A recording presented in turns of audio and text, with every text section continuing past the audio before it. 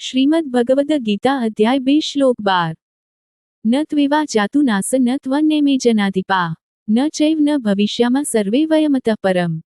એવું ક્યારેય ન હતું કે હું વિદ્યમાન ન હતો કે તું ન હતો અથવા તો આ બધા રાજાઓ ન હતા અને એવું પણ નથી કે પછી ભવિષ્યમાં આપણે બધા નહીં હોઈએ। ડેલ્ફી સ્થિત એપોલો મંદિરના દ્વાર પર આ શબ્દો કોતરવામાં આવ્યા છે, નોટિસ્યુટન જ્ઞોતિસ્યુતોન, અર્થાત સ્વયંને જાણો। એથેન્સના વૃદ્ધ શાણા માણસ સોક્રેટિસને પણ લોકોને સ્વયંની પ્રકૃતિમાં આંતરિક શોધ કરવાની પ્રેરણા આપવાનો શોખ હતો। ત્યાંની એક સ્થાનિક દંતકથા આ પ્રમાણે છે। એકવાર સોક્રેટિસ ગહન તત્વજ્ઞાનીય ચિંતનમાં મગ્ન એક શેરીમાંથી પસાર થઈ રહ્યા હતા ત્યારે અકસ્માતે એક વ્યક્તિ સાથે અથડાઈ ગયા।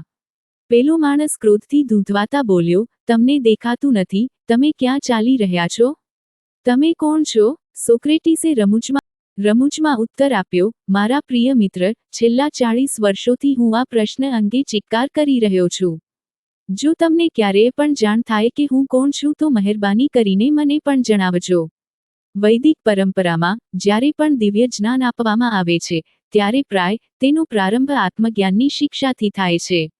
શ્રી કૃષ્ણ ભગવદ ગીતામાં આવો જ અભિગમ અપનાવે છે કે જેનાથી સોક્રેટિસ પ્રભાવિત થઈ ગયો હોત। શ્રી કૃષ્ણ એ ઉપદેશ સાથે પ્રારંભ કરે છે કે જે અસ્તિત્વને આપણે સ્વયં તરીકે ઓળખીએ છીએ તે વાસ્તવમાં આત્મા છે, નહીં કે માયિક શરીર। તે આત્મા સ્વયં ભગવાનની સમાન શાશ્વત છે। શ્વેતાશ્વર ઉપનિષદમાં વર્ણન છે, જ્ઞાગ્યૌદ્વાવજાવિષ્નિશા વજા હેકા ભોક્તૃભોગ્યાર્થયુક્તા અનંતશ્ચાત્મા વિશ્વરૂપો હ્યકર્તા ત્રયયદા વિંદતે બ્રહ્મમેતત 1.9। ઉપરોક્ત શ્લોક વર્ણવે છે કે આ સર્જન એ 3 તત્વોનું સંયોજન છે, ભગવાન, જીવાત્મા અને માયા, અને આ ત્રણેય તત્વો શાશ્વત છે। જો આપણે માનતા હોઈએ કે આત્મા નિત્ય છે તો તે માન્યતા તર્કસંગત છે કે માયિક શરીરના મૃત્યુ પશ્ચાત જીવન છે। શ્રી કૃષ્ણ આ વિશે હવે પછીના શ્લોકમાં આ અંગે ઉપદેશ આપે છે।